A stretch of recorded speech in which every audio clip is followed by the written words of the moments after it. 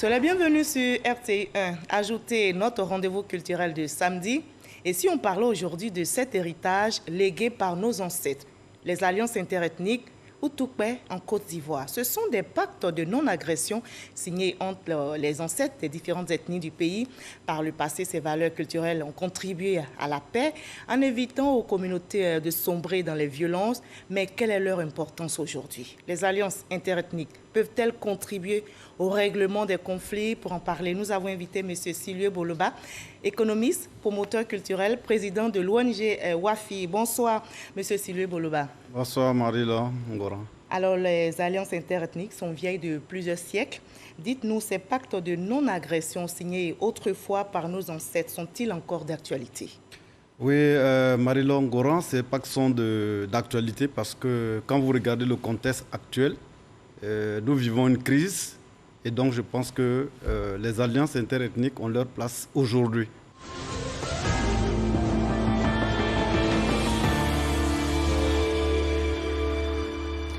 On en arrive à l'entretien avec notre invité de la page culture de ce samedi pour évoquer, je rappelle, les alliances interethniques en temps de crise. Je vous retrouve avec plaisir, M. Silue Boloba. Alors, je précise aux téléspectateurs qui nous regardent et qui ne le savent pas que vous êtes Senufo, allié des Goro qui sont vos chefs, bien sûr. Alors, dites-nous, quels sont les autres groupes alliés des Senufo? Merci beaucoup pour la précision. Je vois que vous souriez, ça veut dire qu'il y a un mensonge derrière. Le Senufo n'a jamais été esclave de Goro. On va attendre la fin de cet entretien pour connaître la vérité. Ok. Alors, le Senufo a plusieurs alliés. Je voudrais commencer d'abord par tous ces petits qui entourent le territoire Senufo. Vous avez les Koyaka, vous avez les Lobi, vous avez les Gouro, et puis ainsi de suite. Les divers que Dieu a mis du côté des montagnes, c'est-à-dire les Yakuba.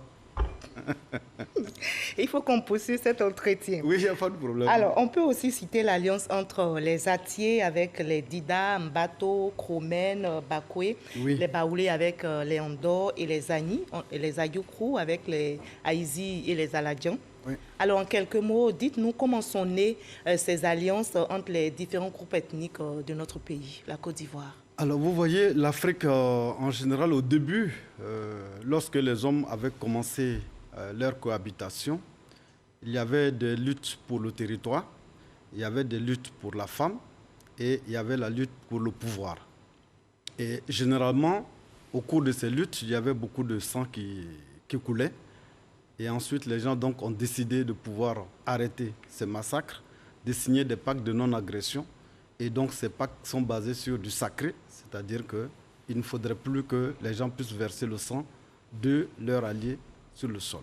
D'accord. Donc, en fait, les alliances sont nées généralement de graves crises qui ont opposé généralement des tribus, des ethnies ou alors des peuples. D'accord. Alors, comment ils arrivaient à gérer ces conflits? Comment ils arrivaient à éteindre le feu qui s'allumait? Alors, vous voyez, les alliances vont déjà à partir du foyer, c'est-à-dire la famille. Vous avez déjà des alliances que l'Afrique a essayé de mettre à partir d'éléments qui peuvent entraîner des conflits. Si je m'explique bien, vous avez donc une alliance qui a vu le jour entre les grands-parents et les petits-enfants. Vous voyez, c'est deux personnes qui sont d'âge différents, mais qui ont généralement le même comportement. Il peut y avoir conflit. Vous avez les belles-mères et les belles-filles, où il peut y avoir un conflit. Il y a donc une alliance qui naît là. Et vous avez également différentes tribus, comme je l'ai dit, qui peuvent s'affronter à des moments donnés parce que, comme je viens de vous le dire tantôt, il y avait beaucoup de combats, il y avait beaucoup de guerres entre les tribus pour la conquête du territoire. Et donc, c'est comme ça que les alliances sont nées. D'accord.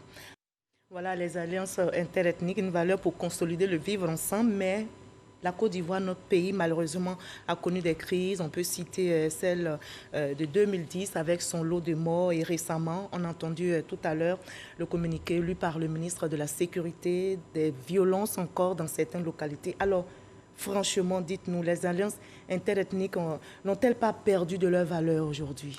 Je crois, Marie-Laure Ngora, je suis d'accord avec vous parce que nous ne faisons pas suffisamment la promotion de se remettre que nos anciens ont mis à notre disposition. Vous voyez, lorsque un allié intervient dans n'importe quelle circonstance, vous avez la paix qui intervient. Je vais vous donner un exemple. Il y a eu 2 jeunes qui se sont battus à Bobo Dereraï. Il y avait un Gouro et un jeune Senfo. Comme par hasard, Gouro et Senfo. Oui, ben, ils ne savaient même pas qu'ils étaient alliés. Ils ne savaient même pas la notion de l'alliance.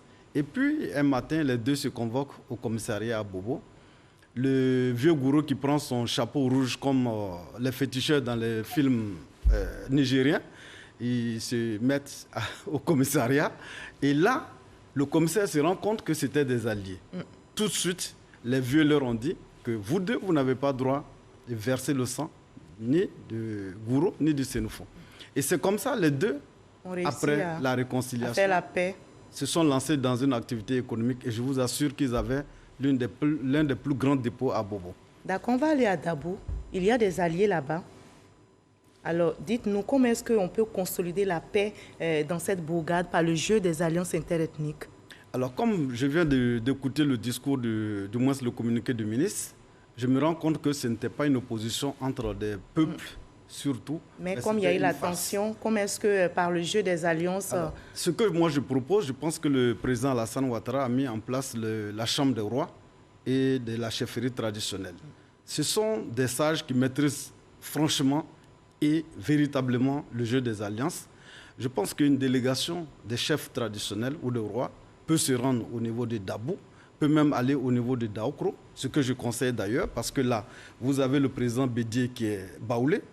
Je pense que les baoulés et les Agnis sont alliés, et une délégation d'Agnis peut se rendre à Daokro pour essayer de discuter avec le président Bédié, et une délégation de baoulés peut se rendre auprès du président Afinguessan pour essayer de discuter également, ne serait-ce que faire tomber la tension.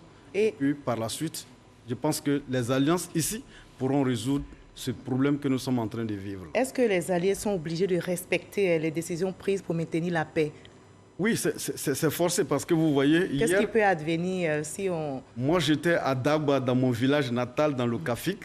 Lorsqu'on m'a dit que Marie-Laure Ngouran veut me voir, oui. J'ai pris mon billet, je suis venu. Oui, parce que c'est le Senfo est l'esclave de Gouro. Oui, si ce n'était pas vous, je ne serais pas venu. Parce que je suis votre chef, c'est bien. Bon, là, je vais accepter pour l'instant. Donc, j'ai été obligé, compte tenu des alliances, je suis venu pour écouter mon esclave. Et surtout pour lancer l'appel à la paix. On va aller aussi du côté de Bonois. Bonois, Bongouanou, il y a des alliés aussi là-bas. Oui, bon, il n'y a pas trop d'alliances. Parce que vous êtes en mission de paix ici. Oui, vous êtes obligé de parler. Vous avez les Agnis, vous avez les Dida, vous avez également au niveau des Baoulés qui peuvent intervenir. Il y a suffisamment de communautés. Ce n'est pas forcément le peuple qui vit à Bonois qui est impliqué, mais vous avez plusieurs communautés qui sont à Bonois. Comme je l'ai dit tantôt, au niveau de Bongouanou et de Daokro. Donc la chefferie peut se mettre en marche, du moins en marche, pour aller régler donc ce conflit à travers donc un dialogue franc qu'ils auront avec les communautés concernées par le jeu des alliances. Alors, les alliances interethniques ont aussi pour mission de prévention, de prévenir les conflits. C'est le point le plus intéressant. C'est pourquoi dans votre documentaire, quand j'ai vu que l'UNESCO est en train de chercher à prendre cet outil, je suis très satisfait. Donc, comment il faut réussir cette mission pour éviter justement que de tels conflits, comme on a vu à Dabou et autres, c'est d'enseigner et c'est surtout de faire la promotion des alliances interethniques. Qu'est-ce que vous faites d'ailleurs? C'est ce que l'ONG WAFI fait. Mais Marie-Laure Ngouran, il y a beaucoup de jeunes également qui se sont investis dans le jeu des alliances sur les réseaux sociaux.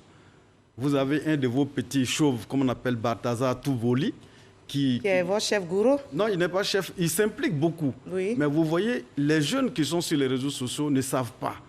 Il faut donc leur enseigner, il faut donc leur inculquer le sens des alliances. Comment le faire? C'est pas simplement les réseaux sociaux. C'est pas simplement les injures, c'est pas la plaisanterie, mais il y a un fondement, c'est-à-dire que l'allié doit assister mutuellement son allié. Il ne doit pas lui porter main.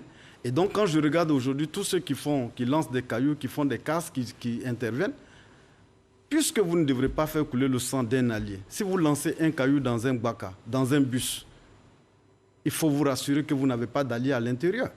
Donc, si vous lancez ce caillou ou un tir, que vous blessez un de vos alliés, vous assumez les conséquences.